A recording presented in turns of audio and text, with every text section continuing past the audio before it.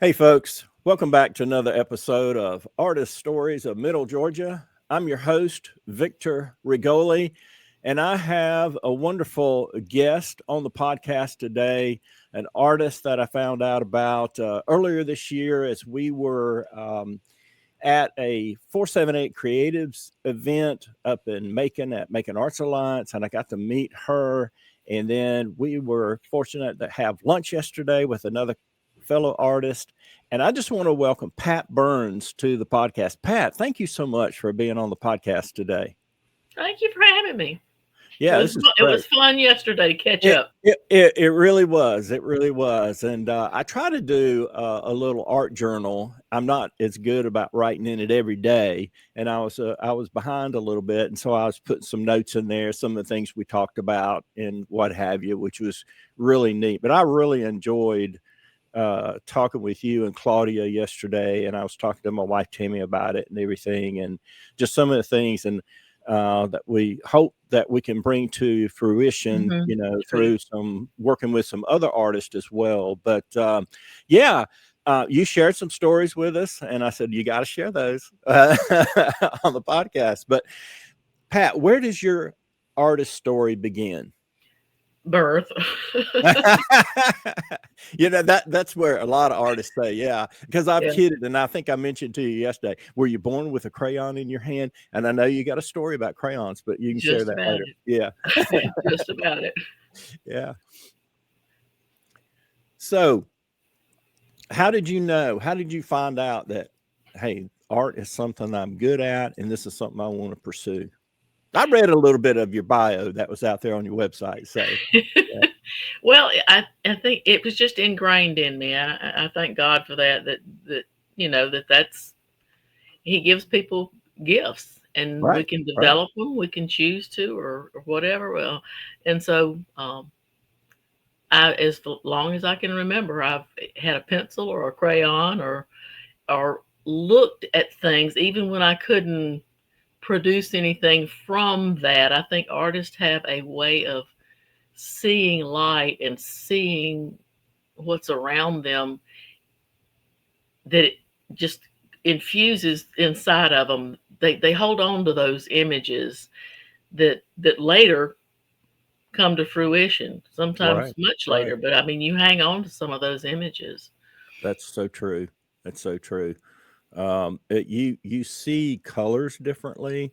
I know when I started painting, when I first started learning about colors, like what is yellow ochre? I mean, goodness gracious, you talk to somebody that doesn't know anything about art and say, what is that? A burnt sienna, a burnt umber. But I start recognizing and seeing that out in landscapes, in nature, and Mhm. talking about skies and stuff like that. But yeah, we just Van Gogh was one. He just saw things different, Mhm. colors different, and his whole style is unique. But anyway, but tell us a little bit He's more. one of my favorites.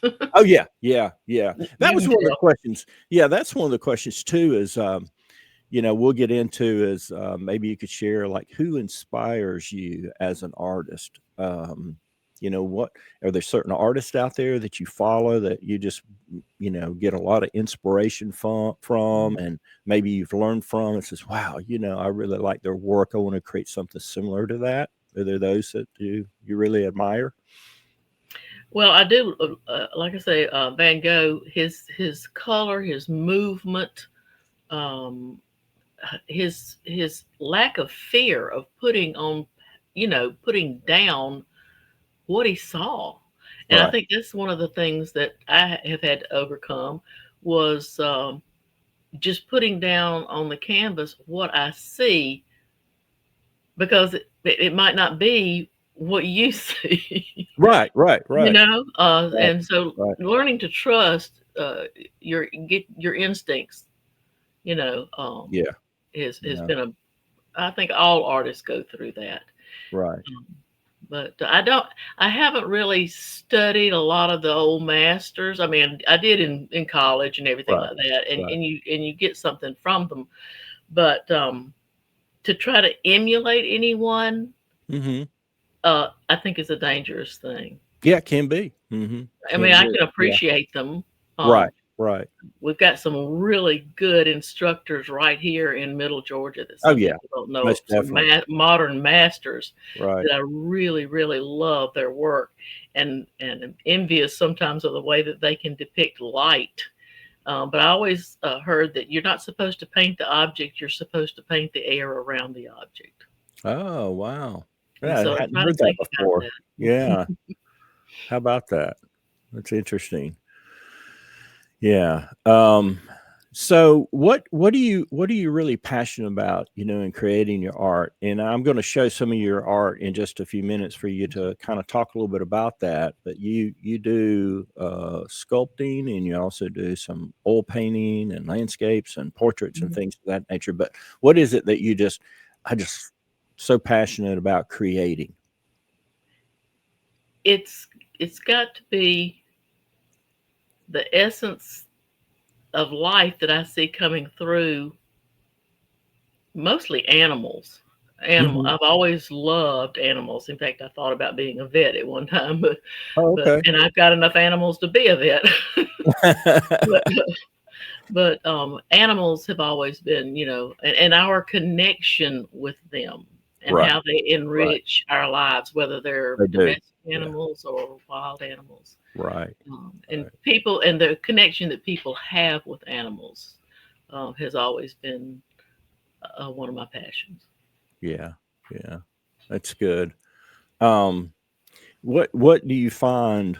Um, I mean, what is there anything that you, as an artist, that you feel that you might struggle with from time to time? Like maybe it's motivation to get in the studio and create, or Have you you know, got an hour or two? hey, hey, share with us. Yeah, talk I to us. think, well, I'm 74. So, I Okay. mean, and I've been doing this a long time. So, I have gone through all of the different um, trials and tribulations. I've earned every wrinkle. Okay. Okay. A lot of the young artists, they go through and the hurdles of time, money for supplies, money to get the correct education or some instruction or go to workshops, things like that Right. that would move them along, or to have a mentor along the way. Right. Um, but uh, we moved 25 times during my marriage. So Wow. that was and that was before the computer. So when you had to establish yourself in an area, it was physically you had to establish yourself in that Right. area. Right. Go to galleries, go to Right. learn who the artists were in the area and how to display and how to connect with your audience. So that was very trying. We've been where we are for a while, so and most of my work basically is sold from word of mouth and clients referring me to other clients. Right.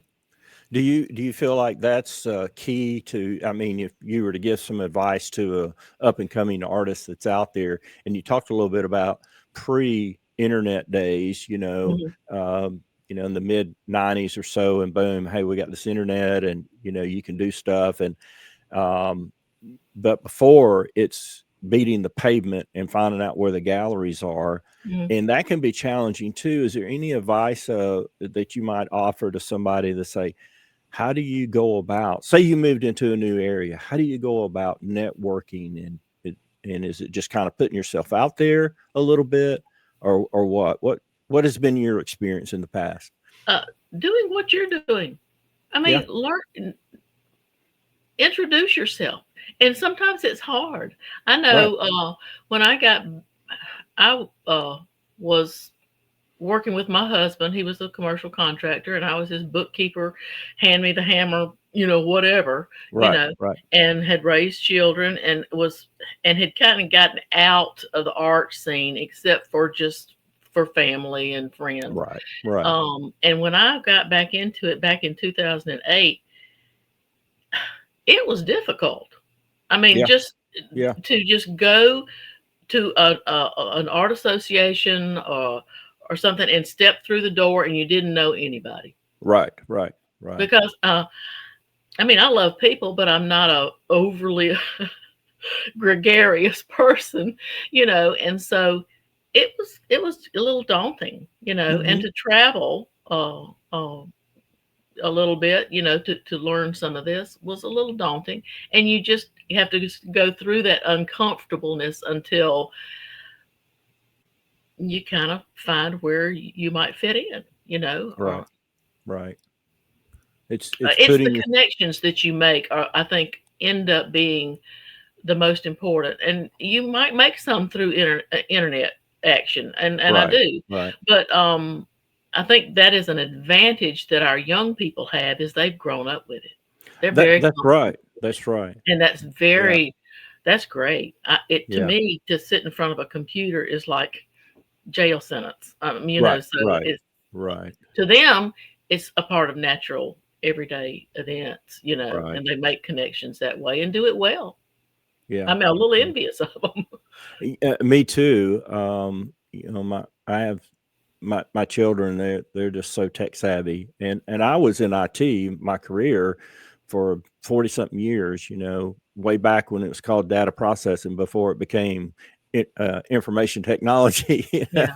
And we had some dinosaur computers, but yeah, it's come a long way, and I'm envious of them as well because they're just ahead of the curve and how to leverage technology.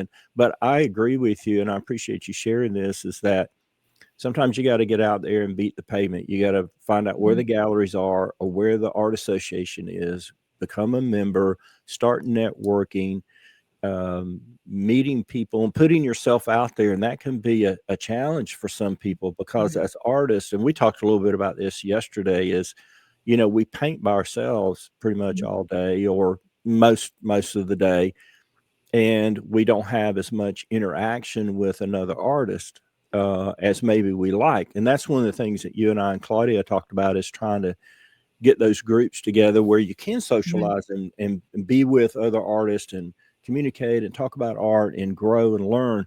But it's taking that step and putting yourself out there and networking.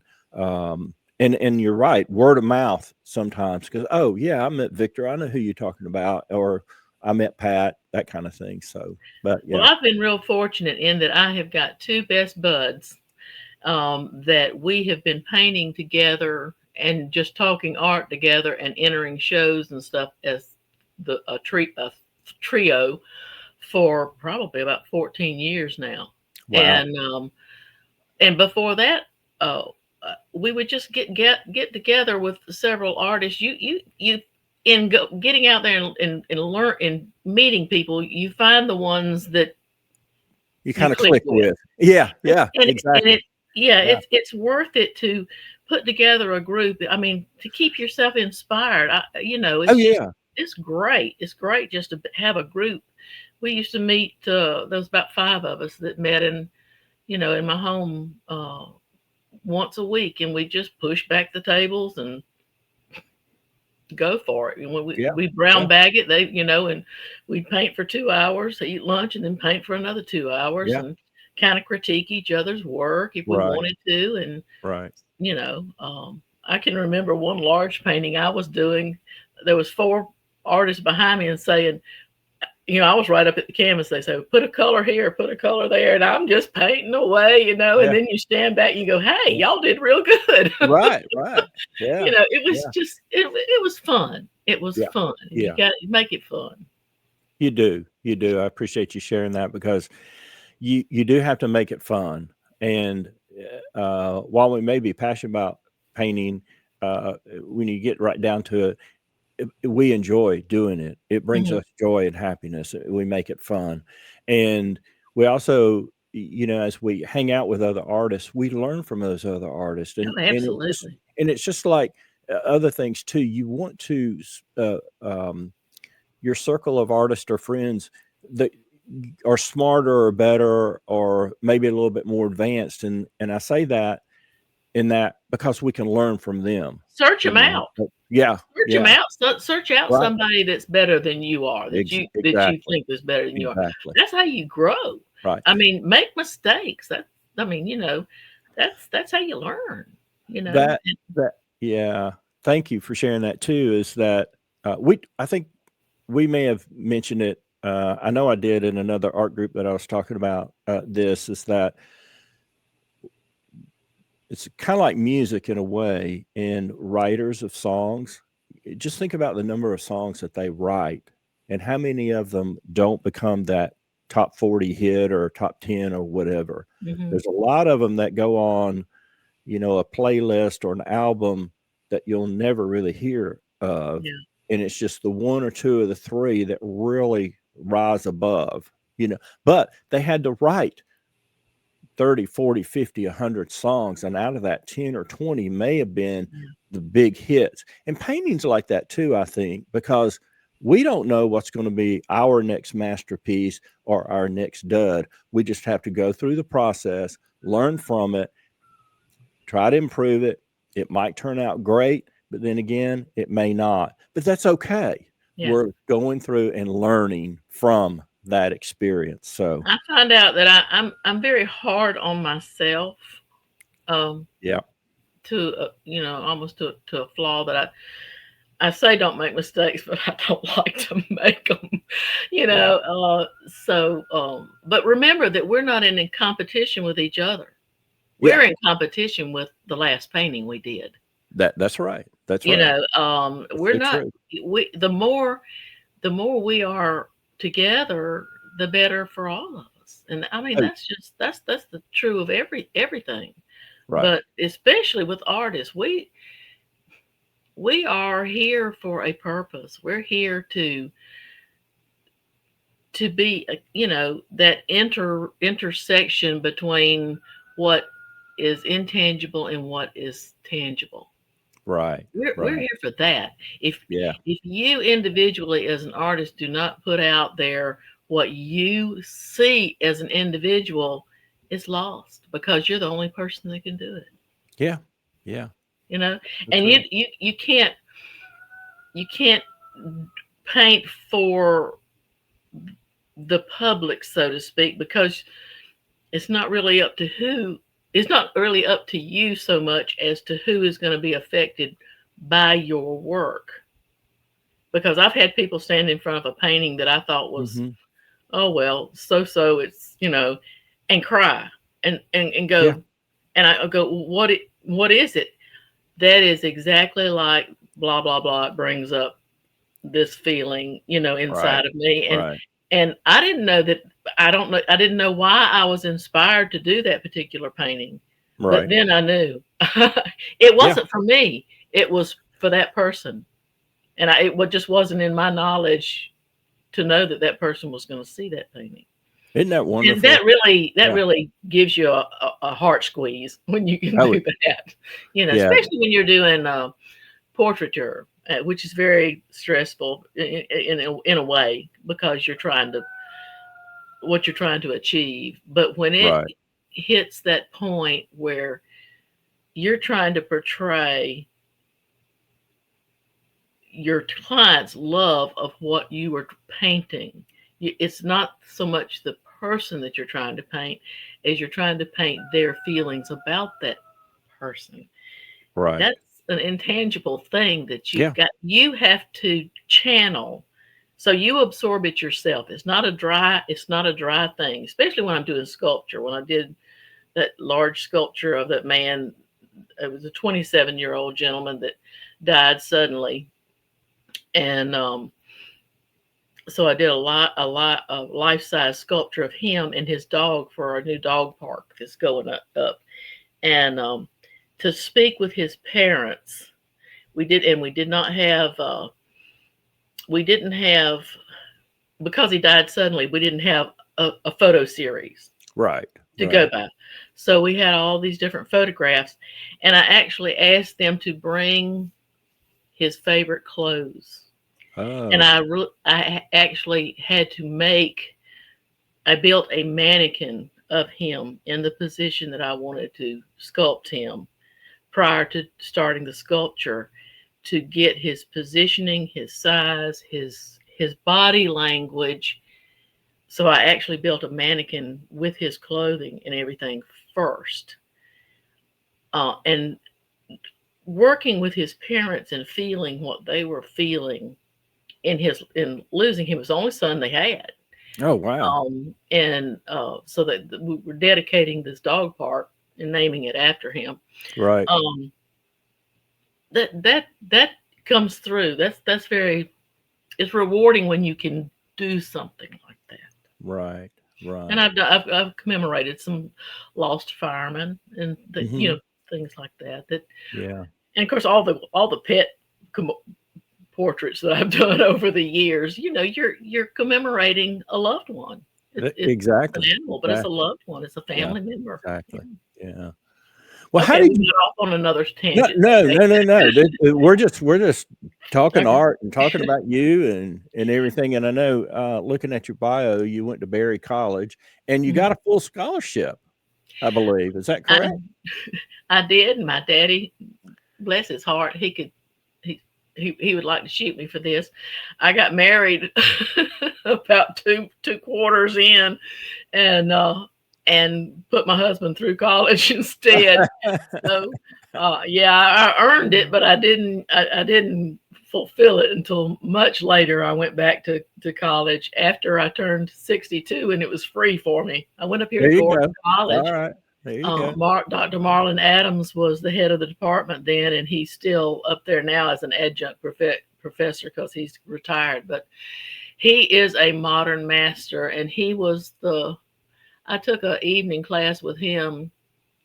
I tried to paint my mother several times. She died in a car accident at 59, and I had been able to paint my dad. He died at 95. I mean, I Okay. could paint him Yeah. because he was here, Right. but her loss was so traumatic to me. I couldn't paint her. I just emotionally could not paint her. I tried. Right. Right. I took a class with him and it was a breakthrough. I did a bust of her, a life-size bust of her. And it just, the clay was so, just absorbed everything I felt, and it is one of the most forgiving and tactile, mediums that you can use. So that's when I fell in love with sculpture. Okay. So Okay. I go back and forth between sculpture and painting, sculpture and Right. painting. Well, you're Sculpture, great yeah, you're sculpture, I great at miss the both. color, and then in painting, I miss that hands-on forming something. Right. Right. Yeah. That's awesome. Um, tell me the story about crayons Oh, and you and crayons. Share that story with oh us. yeah. When I was to smell a fresh box of crayons now just brings back all kinds of Childhood sweet memories. childhood memories. Yeah. Yeah. Um, we were in I was in North Carolina from the time I was like in the first grade through the fourth grade. Mm-hmm. And I know mother told me, she says, you can't draw on the walls. I mean, Right. I would, I always had something in my hand. And so when we moved between the fourth grade and the fifth grade, and they were packing the furniture into the moving van, they found all these drawings on the undersides of all the furniture. Under the tables, under the chairs, Masterpieces. Yeah. even under the bed slats. Oh, wow. She didn't say I couldn't draw on the undersides of the of the Yeah. furniture. How about that? So Yeah. yeah, I've always drawn. Yeah, Yeah. Yeah. That is so yeah, cool. that Yeah. was fun. And to this day, even last year, I was going, what can I just reward myself with? I went and got Right. me a color book and 64 crayons with the little The little sharpener in sharpener it. inside. Oh yeah, that was a treat. That was special if Oh you yeah, got that was special. That was a box Christmas. with a sharpener on it, you That know. was Christmas. And 64 new crayons with oh the yeah, sharpener in the side. more than just the 8 or 10 that normally came in a pack, you know, and all of a sudden Yes. it's like, "Oh my god, I I didn't know looked they made forward so to many Christmas. colors. Look at all Mhm. those," you know? Yeah. Yeah. I When I was a kid, I thought about it yesterday because we talked a little bit about this story, and I thought about it yesterday. I said, "I ought to go buy me a coloring book and crayons and do some coloring, um, just for fun," because I really enjoyed Mhm. coloring as a kid, you Yeah. know? I really did. Uh and I know they've got adult coloring books, you know, uh, nowadays. But yeah, that might be if my wife watches this, it might be a Yeah. Christmas present, you know. It can be a stress relief. It can be a stress reliever, and hey, it doesn't have Yeah. as many calories as smack. Uh, I love it. I love it. And yeah, that's funny. I'm just cracking myself up saying, "What'd you get for Christmas?" I got a color book and crayons. At 68, I got a color book and crayons. But yeah. Yeah. Uh, Well, I know. awesome. That we were talking about having goals, and when you stop dreaming about what you're going to do next, I mean, you might as well be dead from the neck up. I mean, so yeah, I usually between Halloween and Christmas, I start, you know, thinking about what I'm going to be doing, Yeah. and I've already got. I was thinking, okay, what am I going to be doing, and because it rattles around in my head. I write myself a lot of notes. We talked about that, the Right. writing things Right. down. Oh yeah. And I've already got there's five. I've got 5 shows that I'm going to be preparing for next year. And I Oh look at it and wow. I go, "Good grief, girl! You better You get your got to roller get it skates going. on right now." You got to get going you on those. know, you Yeah. know. Yeah. But I'm starting a new series. I, you might be able to see. I guess I can turn it. It's a Fox series. I don't know if you can see it in On the the back easel there? Yeah. on the Uh-huh. easel there. Okay. Gotcha. Um, Yeah. at I've just been fascinated. I always have been with foxes, and so Okay. I'm going to start a series on foxes, and I hope to do a children's book out of part of the series in my visions of different things to do with foxes. I've got kind of an adult series of paintings, Mhm. and then Right. I've got a children's series of visions Good. that I have. They're all Good. written down, and it's like they come to me, and I was like, if I don't write it down, I'm going to lose this sucker. So I write them Mhm. down, and so I've got a whole folder on this fox series that I want to do, and so that's kind of going to be woven in with all of the stuff that I'm doing right now. That's I'll be good. doing it more wildlife for the Alabama Wildlife Federation Right. next year. That's been good for me. The fair has been excellent for me. Great. That's a great place for amateurs to start. Right. Oh, it is. It Yeah, is. promote Yeah. that. The Yeah. fair, the Georgia National Fair, Georgia National Fair. they Mhm. give a lot of they recognition They and do. to amateurs. I always give money for and I try to go pick out purchase prizes to amateurs Right. to encourage them, and Right. they do a great job. So Yeah. that's a great place for people to start Yeah. in competition or putting their work out into the R public. right, right. Taking that leap of Yeah, faith yeah, and yeah. putting it out there because it's no pressure really, you know. No, not You can really. Mm-mm, submit mm-mm. your work and hopefully they get approved and you turn it Yeah. in and they set it up for you. I did that a couple, 3 years ago. I got Mm. like a um, ribbon of some merit award or something like that, you know, which was great. And that was the first time I'd ever put anything in a show and I thought, oh, wow, you know, did pretty Yeah, good. I've made good Um, money from prize money there and from purchase and from sales in there. sales too. Yeah. But yeah, in it was 2023. I got best of show Awesome. with one of those whimsies that I did of the goats spoofs. Well, I It tell was you what, Whistler's mother, all Whistler's right. nanny. Well, Yeah, I'm gonna add that. I'm gonna bring this up real quick here, but I'm gonna go back a few slides real quick, folks. Just bear with me because she and I went through this earlier. But these are some of the paintings that you've done, and I'm gonna just go right to the next one. I don't know if I added Whistler's mother or yeah, not. We'll it probably, was yeah, Whistler's nanny. That was the yeah, goat yeah, with curl area. One yeah. of my I love this one. Yeah. girlfriends bought that one, and it's on her Okay. wall, so I get to see it occasionally. Okay. Yeah, that is so creative because I see this painting a lot, and a lot of people copy it just for practice and learning Yeah. and that kind of thing. But I've never seen anything done like that before, which is so Well, cool. I wanted Yeah. to do it as it makes you smile, but at the same time, I wanted to give technical kudos to the masters that painted it. I didn't want it to be too cartoonish. I wanted it to be make you smile, but I wanted to give credit to where credit's due, you know. Gotcha. And those. That's a good one. Yeah. Yeah.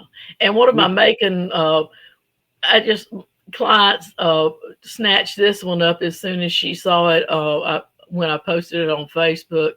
And I've done some commissions for her. In fact, I've got one that's in the process over here, a small one of her grand dog that is so cute, Gilbert.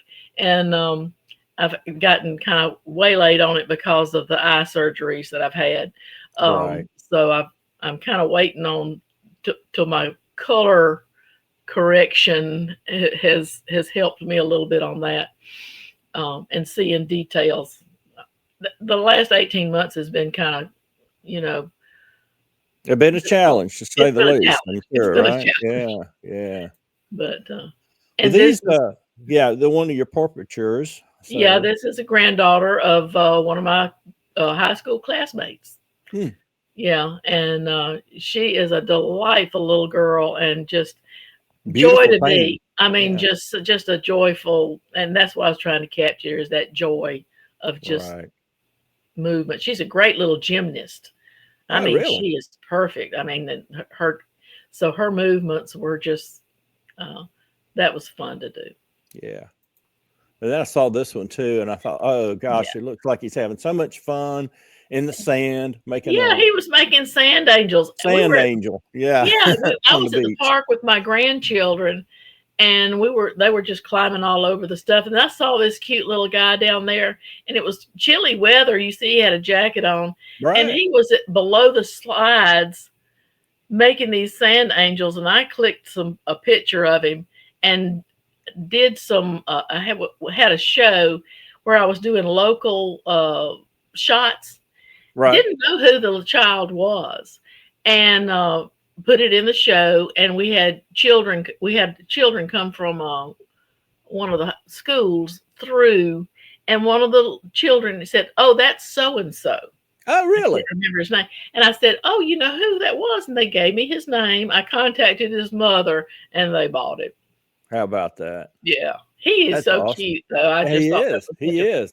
I think that was one of the first ones as I was going through on your website. And then just so folks know, we're going to include your website information and how to contact you and everything in the show notes. So you can go out there and see some of her other work and hopefully purchase some of her work.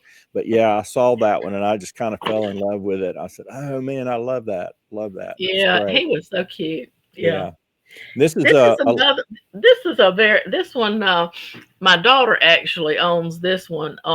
But it was on a website, and somebody out in California contacted me and wanted to buy it, and I said, "Well, I'll have to ask my daughter." And she says, "No way, Mom. I'm not getting that up, Mom. I'm sorry." Yeah. And so I offered to do him another one, and he said no, it was just that particular one. So I said, well, you can get a print of it, and so he did. He got a print of it. Okay, well, that's but good. It's not a big painting, but this one it's kind of like what I was saying. You have to go past fear and paint what you see. And when I was laying in the background, I said, I love it just the way it is. I don't want to smooth it out. I want it to be just like that. Yeah. Yeah. And it worked. So, but the engineer that took this picture, he was a railroad engineer, and he took this picture coming into the yards, and that sun was shining off the rails, so brightly. And I asked his permission to paint it, and he gave it to me. Always ask your permission. Oh yeah. Beautiful painting. Thank you. This is one of my favorites, if not my favorite of those that I looked out there. Tell us a little bit about this. Yeah, this one, I took some photographs up at Dawson Trails. They were having a cane grinding day, and they were showing the mules, going around, and their resident mule is Rosie. And So I took a couple of pictures of her. She was a big mule, all in her gear, and I had taken a picture of two smaller mules that were in tandem pulling, and I like the tandemness, but Rosie only pulls by herself. I have been told by her caregivers. She doesn't like being put with another mule. Oh, So this is okay. actually Rosie, two pictures of Rosie put together.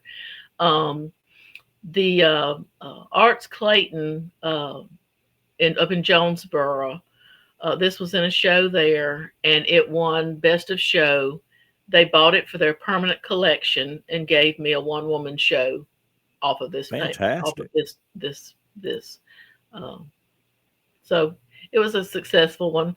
Take your camera everywhere you go. You're going to find something that inspires you. Yeah. This is a sculpture. Is that correct? Yep, this is a sculpture. This is a life-size pit bull, or American, what do they call them, Staffordshire. I can't remember what the formal name. We call them pit bulls. Right.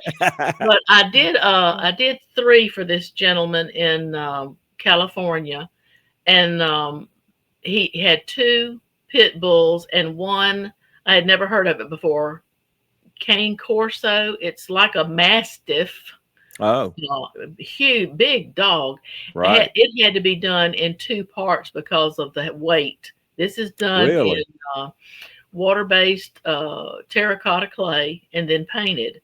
So this one probably weighed about 45 or 50 pounds. And I had to build special crates and have them shipped by truck to California. Wow. The 3 of them, and they were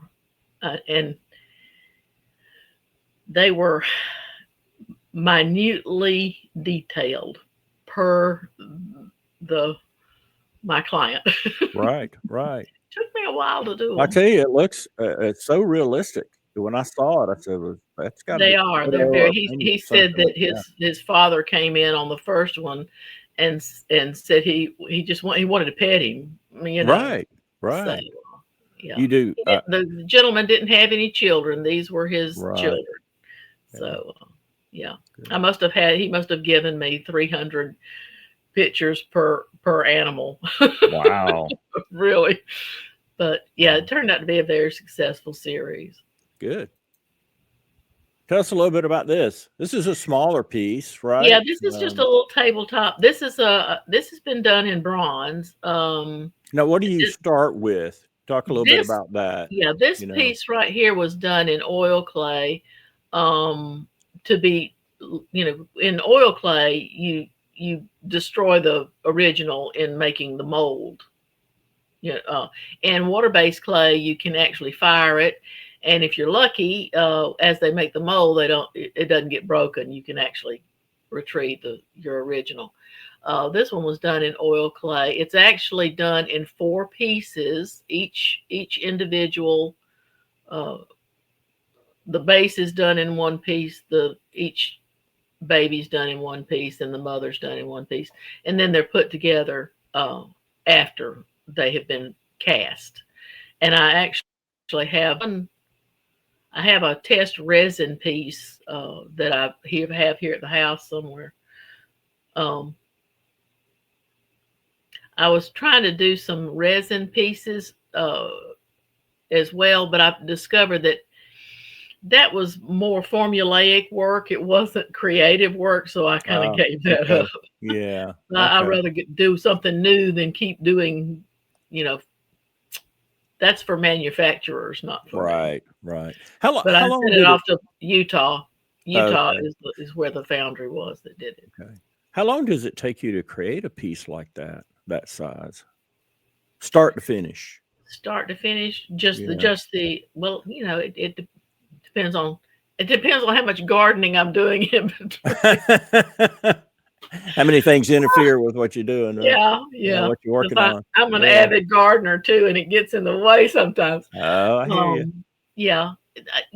To do something from start to finish, sketches and everything, start to finish, I might work about 2 weeks on something like that. Right. Something small like that. I don't think it's any taller than about maybe 10 or 12 inches, Mm-hmm. something like that. Mm-hmm. This one is on I think the mold has been broken on this one. We only did an edition of 4, I think, and I still have one, and there's one in Colorado at a gallery in Colorado. Okay. Yeah. But I still have one if you want one. Okay. This is it's not a Georgia Bulldog. It's unless you want to call it that. Right. Right. This is Maggie May, and the picture of it came from a nephew. Oh, Um, okay. that he had an English Bulldog, and it's a life size. I have the clay original, and I actually have the mold for this. Um, all of the replicas I've had made have been sold. In fact, I bartered one for a crown with my dentist. Oh, wow. He's a dog fan. Not only Georgia dogs, but up here in Monroe County, the high schools, their mascot is a dog. That's right. It's a bulldog. But I do have the mold for this. If anybody on my website, you can see it can be made either in. This is called bonded bronze, the one that you see here. What bonded bronze is a resin product which is lighter and less expensive to make than a bronze, which is very expensive to make. Right. The bonded bronze is what they take a powdered bronze and put it in the resin for the skin of the sculpture, and it will patina just like a regular bronze. It has the same ability to be out in the weather. You can use it inside or outside. Right. And but I do have the mold for this one if anybody wants one, and I can get that done in Atlanta. Oh, okay. Okay. Cool. This I think piece, I saved this for last here. This is a okay. special piece, I believe. So Yeah, this piece right here, last year was submitted into the Alabama Wildlife fine art competition. And they send out a list of 8 to 15 different species that they would like to see represented in the competition, because the Alabama Federation of Wildlife is creating a permanent painting collection. And so they are offering purchase prizes for the top 2. okay. And this was the best of show and was purchased by the Alabama Wildlife Federation for $10,000.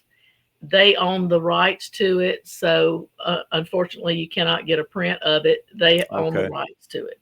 So they can use it for whatever purposes they want to promote. So they can make prints and sell it, basically, if they want to. Yes, if they want to. Right, right. But that's an honor, though, for you to be selected, and it was the award and everything. So yeah, how big was that painting? This was a 30 by 30 inches tall, and 40 inches wide. Right. And there's one behind me. I submitted that one this year. It's a 24 by 36. It did not win. I just got it back this week. And it was let's see, you can't see it too well. I could move my camera. But anyway, it's a pair of whippoorwills, which was all birds this year. It was a pair of whippoorwills, and it's the mother protecting her chicks and the father up above from what they perceive as a threat, just because the deer got close by. The deer is an important part of the painting. You think about this when you do all your research. Most people don't see a whippoorwill. They only hear them. Okay. It's a night jar. It comes out at night and you hear them, but it gives some scale to someone who has never seen one. So they know they're familiar with the size of a deer. Right. But not with the size of a whippoorwill. So it gives you some scale reference. And also, one of the interesting things I learned about whippoorwills when I was doing this was that the male oftentimes will raise the chicks while the female starts another clutch of eggs. Oh, wow. Odd. I How mean, about never, that? you know, Never knew that. Yeah. never knew that. And Learn I, something and new I, every day. you know, Wow. but in doing research for things like this, you end up uh, meeting people who are Right. interested in the same thing you are. I met a guy who does, he's writing a book about whippoorwills. He does a newsletter about whippoorwills. I met online, not in person, but a biology major who followed their migration, physically followed their migration routes out of Mexico back into the United States. Fascinating How people. about that? So that's one of the fun things about Yeah. being an artist is learning some of this stuff. Right. You just never know uh, whose path you may cross as Uh-uh. you go about your And this pursuing your painting own may art. end up in one of their Yeah. homes. Who Yeah. knows? Could very well. Yeah. Could very well. It's an interesting journey. It's a very interesting journey.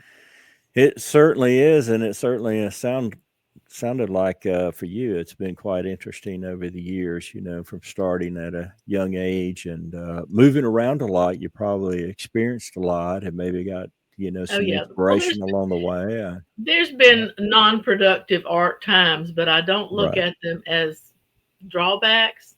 They've right. been feeding something inside Well, you can that pull from that will experience. Yeah. that will come Now out. You just that's have right. to have That's faith right. that it will come out. Yeah. And it usually does. As we try to create and we draw upon those experiences, life experiences and everything that we Mhm. have. And that's the beauty of it, I think. So, but what galleries are you in right now? Pretty much my home studio. I do. That's where I do most of.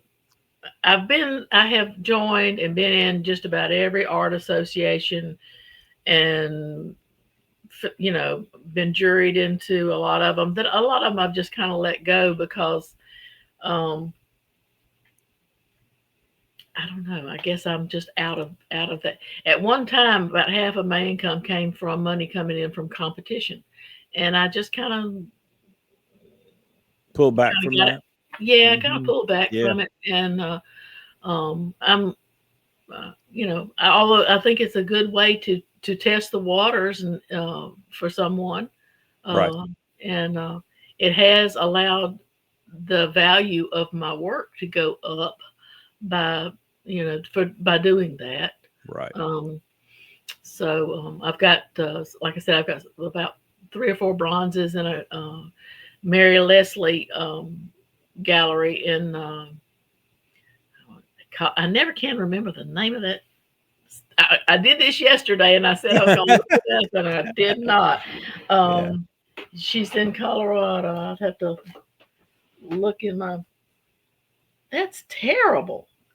I have been in No, it's not.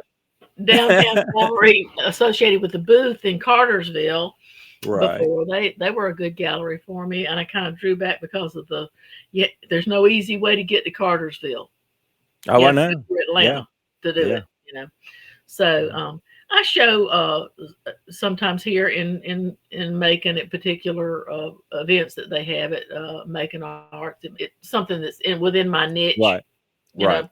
Right. also show sometimes at Lamar Arts, the depot in Barnesville, and just took down a show in Zebulon, Georgia, at a little bookstore up there that a friend Oh, of mine runs. And okay. so, I get out there and do things, but it's pretty much through my studio. Yeah. Yeah. Pretty much through That's my great. studio. That's great. Yeah. That's great. I've got some I got some questions for you. They're not Oh, necessarily art related, and I think I prepped you a little bit on that okay. before we started the interview today. But what is your favorite holiday and why? What is my favorite holiday and why? You didn't give me this one yesterday. No, I didn't. I saved No, these for you today. What's your favorite holiday and why? I think it's probably around it's Thanksgiving. Thanksgiving. Okay. Yeah, it's Thanksgiving. It kind of gets skipped over. People have kind of whoosh blown up Halloween and they blow up Christmas and Thanksgiving kind of get whoosh, Yeah. But Thanksgiving is I think Thanksgiving reminds me of family and gratitude, just gratitude all Yeah. year long. Um, so it's probably Thanksgiving. It's almost, to me, it's almost kind of like the turning point of my year. My year kind of ends around Thanksgiving and starts back up for the next year. It's like a it's like a time to think over what you have done and prepare for what you want to do. Um, for my family, we because one of my daughters and her whole family is in Wisconsin. They're actually coming this weekend, Great. and we use Thanksgiving as our Christmas as well because our big thing is not gifts; it is getting together, sharing a meal, playing games, laughing, remembering, looking at pictures. You know, Right. I'll be meeting my first great grandchild for the first time. Congratulations. That's awesome. Yeah, I little know you're baby looking forward Leo. to that. That's great. So I'm looking forward to that. He's 7 or 8 months old now. Wow. So Thanksgiving and the weather is, it is cooled off from the hot summer. It's My garden has already pretty much produced and is well underway for all of the winter crops. I Right. don't have to worry about bugs in there. So Yep. Yeah. it's just a nice time of year. Yeah. Get to enjoy my friends. We always get together, you know, during that season, and it's just a good reflective time of year to be on your knees, Yeah. Give grateful, thanks for all the grateful. bounties. Yeah. All right. Second question. If you could have a superpower, what would it be? Ooh, if I could have a superpower. I'd get rid of Satan in a minute if I had a super. I Okay. just poof him Yeah. off into Poof him off. outer Yeah. space. There you go. There you go. Probably, well, yeah, if I had a superpower, I would be like bewitched. I would wiggle my nose, and what I saw, I would There you go. bring it to life. I guess I Okay. superpower. I Yeah. hadn't thought about You have to ponder over that one for a while ponder later. on that one for a Yeah. All right. I got two more questions for you. What is your favorite color? while. Ooh, alizarin crimson Really? to paint Why? with. I mean, I could not Oh, paint without alizarin crimson. Oh my really? goodness, You use yeah, it a lot, huh? I Yeah. do. Hmm. Yeah. Okay. All right. All right. Last question. Hmm. Describe your dream art studio. It could Ooh. have anything in it. It can be as big as you want it to be. Money's not an obstacle. What is your dream studio, Pat? You just Oh, you're on the Price is Right, or whatever, and you just oh my won. goodness. Oh, probably a an A-frame 2-story north light all windows first to start with, and have to be big enough that at the back part of it I could have a big pit group of sofas so that we could get together and have all my art friends. They could sit on the sofa. We could put an easel up. We can have critiques. We could have coffee. We can have discussions. And I have to have a large kiln for my to fire my own sculptures. I'd have to have uh, mm, mm, mm, tables to do steel top tables to do the clay on, and turntables that you can just turn around. I'd have to have a wall of easels. I would like to be able it to be big enough that I could share my studio with other artists, because creating with other artists even, I mean, even if you do a lot of it by yourself, bringing in other artists and going through the sharing that creative process is so energizing. I mean, you know, it's Oh yeah. just so energizing to share the same space with someone else that's creating too. Yeah. You know, so it would have to be large, barn size. Right. Ooh, Right. that would be fun. Yeah. And you can come. I Come would and love paint it. with I would me. love it. Count me in. I'd be there. I tell you what. I started asking these questions not too long ago, and it's just like, hey, get to know somebody a little bit better. Like, what's your favorite color? Or, you know, if you had a superpower, just think about something else. But I love getting responses back about, well, what's your dream studio? You know, and it seems like common theme is large space and a lot of natural light, which is great. And I love your thoughts and what you shared about having a space large enough to have other people come and hang out, paint, do whatever. Exactly. Because there's a synergy that happens there It when is. you're with other artists, and it's hard to describe. It's almost like being in the zone or the flow when you get Mhm. going. It's hard to describe to somebody what that is, but when you're in it, you know it. Yeah. You know, and when you're That's what with other people, yeah, you and know it. if you're over, and a lot of people probably watching this are over 62. If you're over 62, go to one of the university systems and audit for free, other than, you know, if it's a studio class, you might have to pay for some of your materials. Right. But go and be in those studios with other people. They may be young people that maybe you don't have a whole lot in common with them, but you will absorb some of their energy. You'll find out there will be inspirations that you will get that will come out of nowhere. Yeah. Just go and make the effort. Right. It's an effort. It's an Yeah. effort to It do. is. It's just like the Yeah. effort to step into that art association where you don't know a soul. Right. It's an effort. Get over the uncomfortableness of it and do it, and you will be rewarded for it. Oh yeah. You'll experience some wonderful growth Hmm. personally and as an artist by Hmm. doing so. So Hmm. take note, everybody. Um, any last remarks or parting words before we kind of wrap up here? Yeah, You'd let's like to let's share? let's get together more with We'll with do uh, it. with other artists and Yeah. We're yeah, gonna make it happen. Yeah. I'm yeah, looking forward to it. want to. Yeah. Yeah. Pat, thank you so much for being on the podcast today. And Thank you. yeah, thanks everybody for tuning in and catching another episode of Artist Stories of Middle Georgia. Please like and subscribe to the channel. We're trying to help it to grow. Share this with your friends, your fellow artists, family members, etc. But check back later. More content's coming. But take care, everybody. Have a great day. Thanks again, Pat. Appreciate it so much. Bye. Thanks for joining us for another episode of Artist Stories of Middle Georgia. We really appreciate our audience and would love to hear about other artist stories you'd like for us to share.